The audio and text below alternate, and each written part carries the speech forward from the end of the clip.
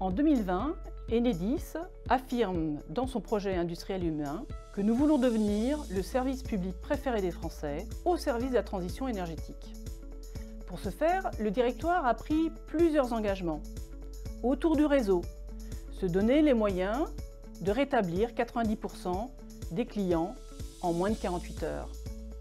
Un réseau moderne qui peut accueillir tous les raccordements de la transition écologique. Réaliser les raccordements en 2 fois moins de temps. Faire de nos clients des défenseurs d'un service public moderne et innovant. Mettre à leur disposition leurs données de consommation, de production, afin de leur permettre de réaliser des économies d'énergie et entrer dans la sobriété.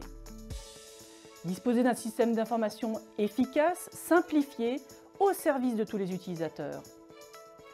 Enedis affiche aussi une ambition humaine, éradiquer tous les accidents graves et mortels. Permettre à chacun de trouver sa place dans l'entreprise, au service du collectif et au service du client.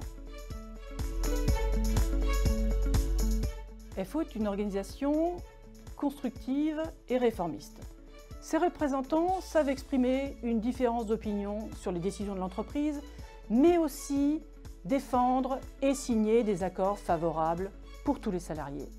Nous avons donc collectivement besoin que l'ensemble des salariés soient représentés au conseil de surveillance.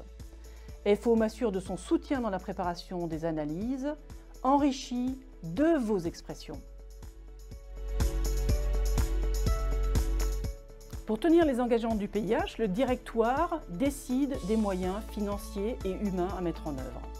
Plusieurs questions se posent. Comment accompagner la hausse d'activité? Avec quels effectifs? Comment faire monter en compétences les salariés? Les investissements seront-ils à la hauteur? Et bien d'autres questions.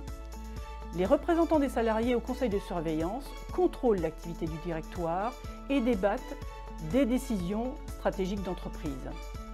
Avec votre soutien, je souhaite réaliser cette mission en intégrant la voix des salariés.